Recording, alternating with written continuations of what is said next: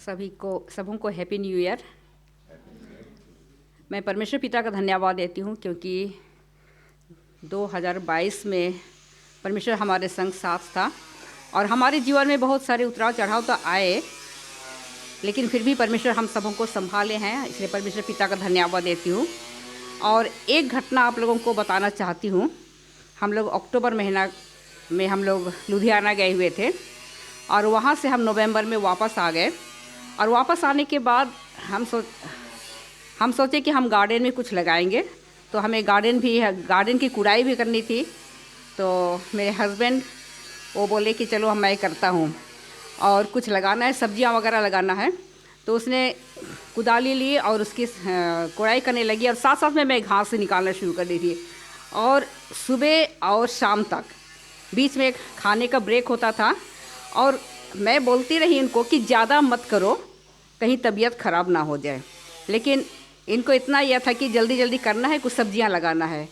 और एक दिन क्या होता है, दिसंबर का महीना ही में, तो इसने शाम को जब शाम तक काम करते रहे, उसके बाद फिर शाम को नहा धो करके फिर ये बोलने लगे कि मुझको ना ये पूरा शरीर में ठंड सा महसूस हो रहा है।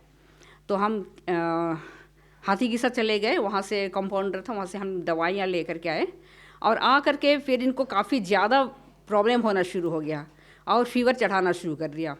उसके बाद में तो फिर जो दवाइयाँ डॉक्टर दिया था फिर उसको हम दिए और खाने के बाद भी उनको बहुत ज़्यादा शिवरिंग होना शुरू हो गया, टेम्परेचर हाई, और वो काँपने लगे, बड़ी ज़ोर से काँपने लगे।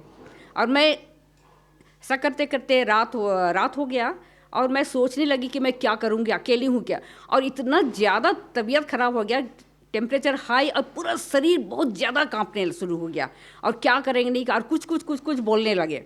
मैं तो घबरा गई, किसको फ़ोन करूँ, क्या करूँ।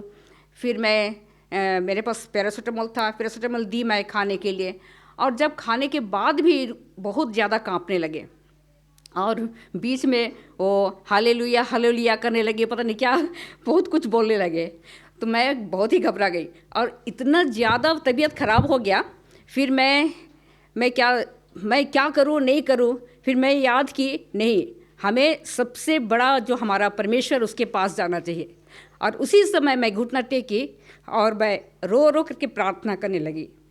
और जब मैं प्रार्थना करने और इससे पहले और प्रार्थना करने से पहले मैं सोचने लगी कि मेरे पास एक पैसा भी नहीं है और मैं अगर उनका तबीयत ज़्यादा ख़राब हो जाता है तो मैं क्या करूं। तो फिर मैं इनको बोलने लगी कि आपका एटीएम नंबर का जो कोड है वो दीजिए, कम से कम कुछ हो जाएगा तो पैसा निकाल सकूं। तो फिर इन्होंने कहा 2-3 बार, फिर मैं उसको लिखी और फिर मैं प्रार्थना करने लगी परमेश्वर से। आधी रात हो गई है और अकेले में क्या करूं। और मैं खूब रो रो करके प्रार्थना करना शुरू कर दी और प्रार्थना करती रही। और उसके बाद में जब आमीन की और उसके बाद में थोड़ी देर के बाद देखने लगी कि इतना पसीना होने लगे और 2 हैंकी से पोंछ करके, माथा पोंछ करके गीले हो गए और पूरा पसीना हुआ और उनका बुखार उतर गया।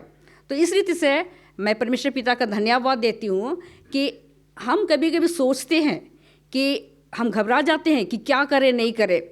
उसके बाद में हम अपना परमेश्वर को याद रखें, जो हमारा सबसे डॉक्टरों का डॉक्टर है, वैद्यों का वैद्य है, जिसके पास हम नहीं जाते हैं बहुत सहज से। और मैं परमेश्वर पिता का धन्यवाद देती हूँ, प्रार्थना करने के बाद उनका बुखार उतर जाता है और वो ठीक हो गए और पूरी रीति से वो कम्प्लीटली ठीक हो गए। उसके बाद और उनको दोबारा बुखार नहीं चढ़ा। तो हम ये देख सकते हैं कि जो प्रार्थना में जो ताकत है, प्रार्थना वो चाबी है जो हर बंद दरवाजे को भी खोलता है।